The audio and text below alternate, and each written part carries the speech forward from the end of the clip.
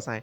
और ट्रंप भी कहते हुए रहे कि मैं जब आऊंगा तो तुम्हारे यहां पर पूरी तरह से हॉस्टेजेस को रिलीज करवा दूंगा और आते ही सारे काम करवा दूंगा। वो तो बाइडेन जाते जाते इनके बीच में सीज फायर करा गए, गाजा के बीच में और इजराइल के बीच में। हालांकि वो एग्जीक्यूट ढंग से नहीं हो पाया, लेकिन ट्रंप उसका क्रेडिट लेने में भी नहीं चूके। खैर, अब ट्रंप सामने है और ईरान के साथ न्यूक्लियर डील फिर से चर्चा में है। ऐसे में बड़ा सवाल यह बनता है कि प्रेसिडेंट ट्रंप, जो कि उस समय पर बहुत सारे सैंक्शंस लगाकर ईरान पर गए थे, क्या आज के समय में कुछ प्लानिंग लेकर चल रहे हैं? तो आंसर है कि ट्रंप ने ईरान के साथ में फिर से न्यूक्लियर डील पर नेगोशिएशन करने की शुरुआत की है। ट्रंप को इस बार एक नया नशा चढ़ा है और नशा यह है कि मैं मैसेंजर ऑफ गॉड बनना चाहता हूं, मैं शांति दूत बनना चाहता हूं। दुनिया में जहां जहां भी कन्फ्लिक्ट है मैं उनको रिजॉल्व कराना चाहता हूं। ऐसे में ही जब उन्होंने शुरुआत की थी तो सबसे पहली शुरुआत उन्होंने रशिया यूक्रेन से की थी, लेकिन वो चल नहीं पाई। उससे वो फ्रस्ट्रेट हुए। आज की ताजा खबर यह भी है कि वो ट्रंप को, अभी जब मैं आपका सेशन करने आ रहा था आधा घंटे पहले की बात है, वो ट्रंप जो है पुतिन को फिर से एक बार कहे हैं कि तुम इस तरह की जो हरकतें कर रहे हो आग से खेल रहे हो। फ्रस्ट्रेशन साफ दिखाई दे रहा है। एनीवे, फिर उनको लगा कि जैसे ही वो आएंगे गाजा के और इजराइल के बीच में शांति स्थापित करवाएंगे और साथ ही साथ इजराइल को ईरान के साथ दोस्ती करवा देंगे। अब इन दोनों की मित्रता के लिए जरूरी क्या है? ट्रंप का मन में यह भाव होना कि मैं शांति दूत हूं, मेरे काल में कोई युद्ध नहीं हुआ। अमेरिकी राष्ट्रपति इस कर्ज से पीड़ित हैं कि उनके काल में अक्सर युद्ध होते हैं। ऐसे में ट्रंप अपने आप को युद्ध से परे रखना चाहते हैं कि जब मैं आया तो अमेरिका ने दुनिया में कहीं युद्ध नहीं कराया और शांति स्थापित करवाई। तो इजराइल और ईरान के बीच में शांति की राह दिखाने वाले ट्रंप ईरान के साथ चर्चा में निकल पड़े।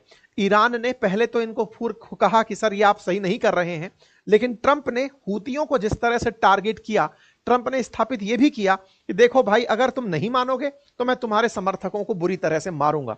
धीरे धीरे इन दोनों के बीच में चर्चाएं होना शुरू हुआ।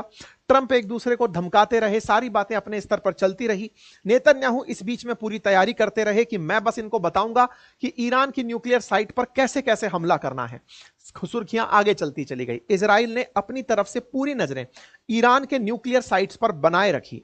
खबर निकल कर आती है अप्रैल के अंत तक पहुंचते पहुंचते कि साहब ईरान की न्यूक्लियर इंफ्रास्ट्रक्चर को खत्म करने का पूरा प्लान बना लिया है नेतन्याहू ने, और वो अमेरिका को बता रहे हैं।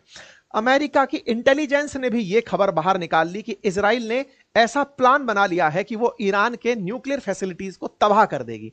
यह मई 2025 की खबर है, 21 मई 2025 की खबर है। और इसी के बाद में ट्रंप और नेतन्याहू का कॉल हुआ। यह जो खबर है कि नेतन्याहू ने समझ लिया था कि ट्रंप अब सत्ता में है तो मुझे डरने की जरूरत नहीं है और यही बेस्ट टाइमिंग है कि मैं जाकर ईरान पर हमला कर दूंगा। और ईरान पर जब मैं हमला करूंगा उस समय ट्रंप तो ऑटोमेटिक मेरे साथ होंगे, लेकिन यहां पर ट्रंप ने उन्हें झिड़क दिया और कहा कि यार मैं उनके साथ नेगोशिएशन करने लगा हूं और तुम यहां पर बम फोड़ने की तैयारी कर रहे हो। कहते हैं कि नेतन्याहू बाइडेन की भी नहीं सुना करते थे। बाइडेन के सामने भी वो बोल पड़े थे, ऐसे ही ट्रंप के सामने भी वो बोल पड़े कि आपको लगता है कि आप ऐसा करना चाहते हैं, वो आपकी थॉट हो सकती है। मेरी थॉट यही है कि मुझे अपने दुश्मनों के साथ खुद लड़ना है। मतलब संदेश अमेरिका को साफ है कि नेतन्याहू के साथ होना ही एकमात्र विकल्प है। अपोजिट नेतन्याहू सुनते नहीं हैं। ऐसे में आने वाले टाइम में ट्रंप और नेतन्याहू के बीच का जो ये कलेश है, जिस कलेश में ट्रंप मैसेंजर ऑफ गॉड बनकर, शांति दूत बनकर ईरान और इजराइल के बीच में शांति स्थापित कराने का प्रयास कर रहे थे और न्यूक्लियर डील के बहाने ईरान के साथ भी बढ़िया पैसा ले जाने की तैयारी कर रहे थे, उसको नेतन्याहू ने झटका दे दिया है। ईरान की यह न्यूज काफी बड़ी न्यूज बनी। कल की न्यूज थी कि Iran ready to compromise with US on nuclear programme but on this condition. उसने कंडीशन लगाते हुए कहा कि देखो भाई, मैं तैयार हूं कि आपके साथ में मैं न्यूक्लियर वेपन्स की डील कर लूं, लेकिन सिविल पर्पज से मैं यूज करना चाहता हूं, उसकी मुझे परमिशन रहे। यूएस के साथ ईरान